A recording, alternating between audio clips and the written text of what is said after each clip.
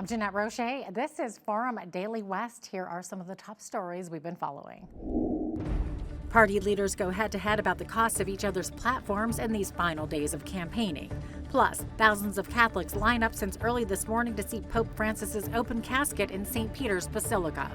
And international mediators work on a proposal to end the war between Israel and Hamas.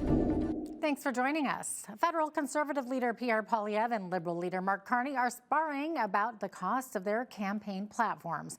The conservative platform relies on economic growth, which some economists say is unpredictable considering the current tariff battle with the U.S. But Poilievre puts the state of our economy right back on the shoulders of the Liberals. Let's be clear. All of these deficits that we're talking about are inherited from the previous Liberal government. So let's not pretend that these deficits were created by anyone other than Mark Carney and Justin Trudeau. Meanwhile, Carney has criticized Poilievre's platform for using phantom numbers to make the math work. With respect to $10 a day childcare, with respect to dental care, farmer care, the approach is if you already have it, you can keep it, but no one else can have it. So we have two types of Canadians. I thought a Canadian was a Canadian as a Canadian. Secondly, there's a phantom growth that comes from the sky in his platform that arrives and changes his numbers, even though he doesn't have a plan to fight against President Trump. Today in Hamilton, Ontario, Poilievre fired back, saying the Liberals are guilty of overspending. Mark Carney, I've said he's no different than Trudeau. The truth is, he will cost even more than Justin Trudeau. He has phantom numbers he can't explain. Yesterday, he was lashing out at even Liberal economists. Liberal economist Trevor Tombe said that Mark Carney's platform is reckless and irresponsible. And Mark Carney arrogantly lashed out, not wanting people to know how much Liberal inflation he would bring if he were to be reelected for a fourth Liberal term. Now, add it all up. Can you afford a fourth Liberal term of $250 billion more inflationary debt? Can you afford that? No. After the lost Liberal decade? To pay for it all, he would have to raise taxes. And speaking from British Columbia on Tuesday, NDP leader Jagmeet Singh claims both of his rivals are planning deep spending cuts. He laid out his plan. And not surprisingly, it includes massive cuts. He's cutting, and that's what we expect of Conservatives. That's what they do. They cut health care, they cut services, and that's what his plan is proposing again, to have massive cuts. But what is, I think, more surprising is the fact that Mark Carney, when people take a closer look, is also proposing these massive cuts. And so for people in BC, I want you to know, you've got the power to stop one party from having all the power. Voters in Canada can cast a ballot in the general election on April 28th. The Saskatchewan government is funding 21 new police officer positions filled over the past year. The hiring is part of the province's $12 million commitment under the Safer Communities Neighborhoods Plan. The plan is to hire about 100 new municipal police officers. Saskatchewan Police Minister Tim McLeod says the officers are needed as residents deserve to feel safe in their communities. Alberta's Parks Minister is heading to the Middle East. The province says Todd Loewen will visit Qatar this week as Alberta becomes the first North American member of the International Council of Game and Wildlife Conservation. The ratification puts Alberta among countries like Austria and Finland, which have been recognized for their commitment to responsible wildlife stewardship. For the first time in 20 years, an Alberta premier is in South Korea, paying a visit to our sister province. Danielle Smith joined Governor Kim Jin-tae to celebrate 50 years of Alberta-Gangwon friendship by unveiling new signage at the Alberta Pavilion in El Pentia Resort. Smith says it's a sister province relationship that is focused mainly on education, culture, and sport, but is now expanding into areas like health and life sciences, tech and innovation, and to also explore increased trade of sustainable energy like LNG. Smith says they toured the Navar Data Center, where they discussed why Alberta is a top destination for data centers due to our cool climate, reliable energy, and skilled workforce. The last Alberta Premier to visit was Ralph Klein in 2005. When we return, we'll have more of the top stories from the West with Forum Daily West.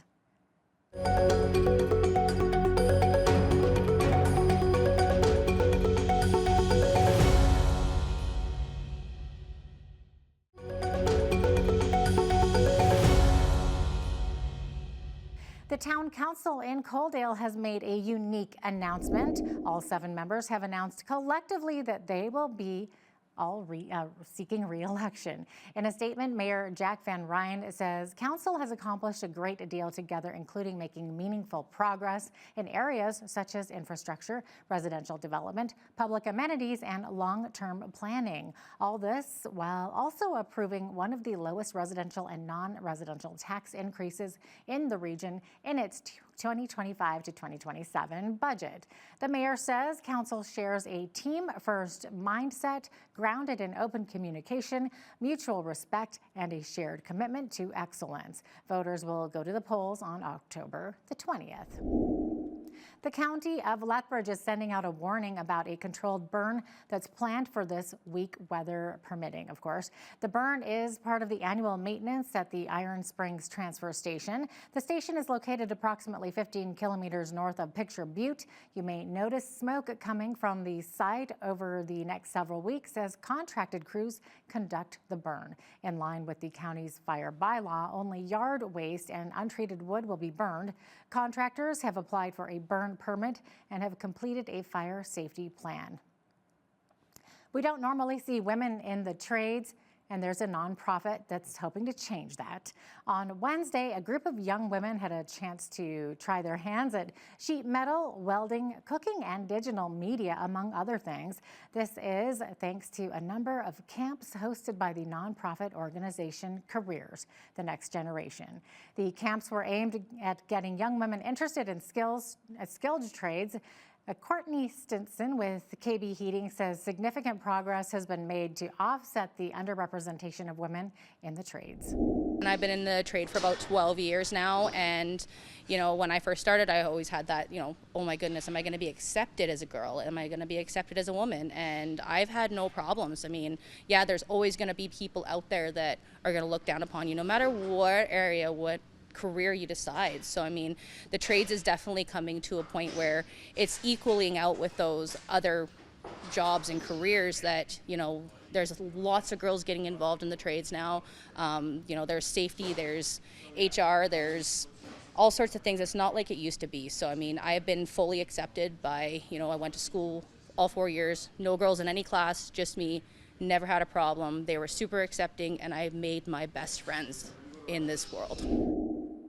Even with progress, women remain vastly underrepresented in skilled trades. In 2023, out of 57,000 registered apprentices, only 7,300 were women. Catholics from around the world have converged on Rome to mourn the loss of Pope Francis. He died Monday from heart failure after suffering a stroke. He was 88. His body is now lying in state at St. Peter's Basilica for 3 days of public mourning. Thousands of people are expected to pass through over the coming days to view the open casket and pay their final respects. Catholic faithful also gathered for multiple events in Toronto and Montreal Tuesday to commemorate history's first Latin American pontiff. Pope Francis is being remembered for his humble style, concern for the poor, and insistent prayers for peace. Speaking after a service at St. Michael's Cathedral Basilica in Toronto, Cardinal Frank Leo said he's blessed to have known Pope Francis and to have spoken with him numerous times over the years. Leo says Francis was a great man with a big heart and was extremely sensitive to the needs of others. He had a great attentiveness to the person in front of him. He had a big heart, extremely sensitive to the needs of others. Great sense of humor. He always was very much concerned of what was happening in Canada. He was concerned, and he knew the issues, and were able to speak frankly, and he asked questions. Truly caring person. Pope Francis's funeral will be held on Saturday in the Vatican St. Peter's Square. And by the way, Prime Minister Mark Carney says he will not be part of a delegation attending the Pope's funeral. He says it wouldn't be right to leave Canada ahead of Monday's federal election.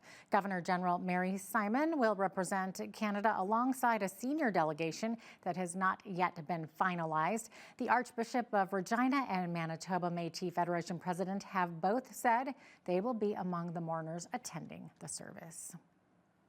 And in sports, the Toronto Maple Leafs defeated the Ottawa Senators 3-2 in Game 2 of their first round NHL playoff series Tuesday night. We'll be right back with more news from Forum Daily West.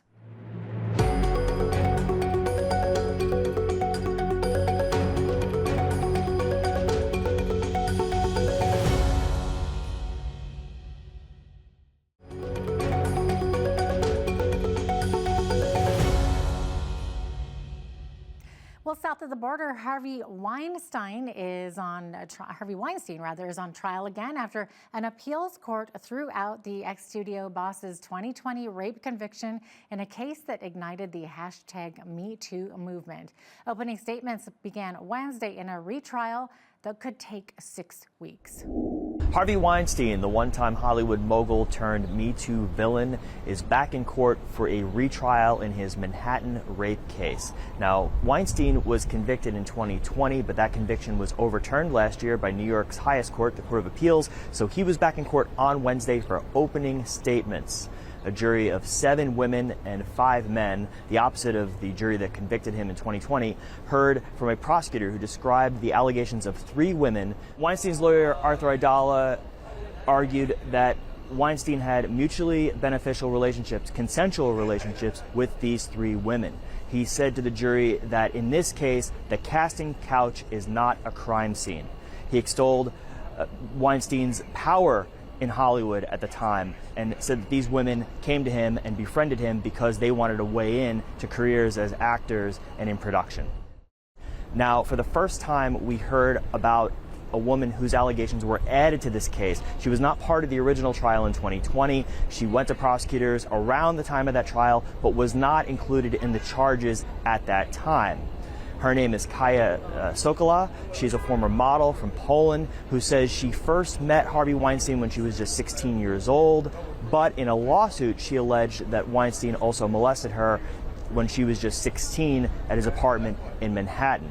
Now, that allegation is not part of this retrial, but the prosecutor, Shannon Lucy, did disclose to the jury that she received about $3.5 million in compensation over the claims in her lawsuit.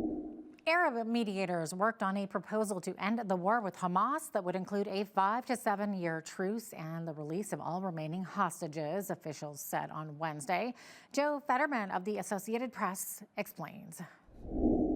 International mediators have floated a new ceasefire proposal aimed at ending 18 months of war between Israel and Hamas. Egypt and Qatar have been searching for a formula to end the fighting since Israel ended a previous ceasefire last month. During that time, Israeli attacks have killed nearly 2,000 Palestinians in Gaza, and the territory has plunged into another humanitarian crisis. So far, the mediators have been unable to reconcile the conflicting demands. Israel wants a release of all remaining hostages held by Hamas. Hamas wants an end to the war and a full Israeli withdrawal from Gaza. Under this latest proposal, Hamas would free the remaining hostages all at once. In return, Israel would commit to a staged withdrawal from Gaza and a long-term ceasefire lasting up to 7 years. There's been no Israeli response, but with President Donald Trump expected to visit the region in the middle of May, we can expect to see a surge in diplomatic activity in the coming weeks. An earthquake with a preliminary magnitude of 6.2 has shaken Istanbul and other areas in Turkey. The quake prompted widespread panic and more than 150 people had to be hospitalized with injuries. Take a look at this video, which shows someone jumping from their balcony. Looks like he just got right off that car there and started limping away. Officials say there were also several aftershocks, including one measuring 5.3. Turkey is crossed by 2 major fault lines and earthquakes are frequent there. Scary Scary stuff for sure. And speaking of earthquakes, people in the Southeast Asian nation of Myanmar are trying to rebuild their homes and their lives after a devastating earthquake that shook the country back on March 28th. The quake killed more than 3,300 people and left more than 4,000 others injured. As we learn in this report, Christian charity Samaritan's Purse is on the ground providing much needed medical help. Peter Wooding for the Global News Alliance has the details. An emergency field hospital run by a Christian charity has started to provide vital medical treatment to the survivors of Myanmar's devastating 7.7 magnitude earthquake that claimed at least 3,500 lives. Samaritan's Purse transported this mobile hospital from the headquarters in Calgary in Canada to the capital Naypyidaw and quickly began treating patients. Melanie Wubbs from the charity explains more about the help they're providing. A lot of people with severe orthopedic injuries, that some of them remain untreated from the earthquake, and some of them had like initial really rapid surgery or really rapid treatment, but now need like further revisions and wound cleaning and that sort of thing. And she urged prayer for their team as they not only provide practical but also spiritual support to their patients.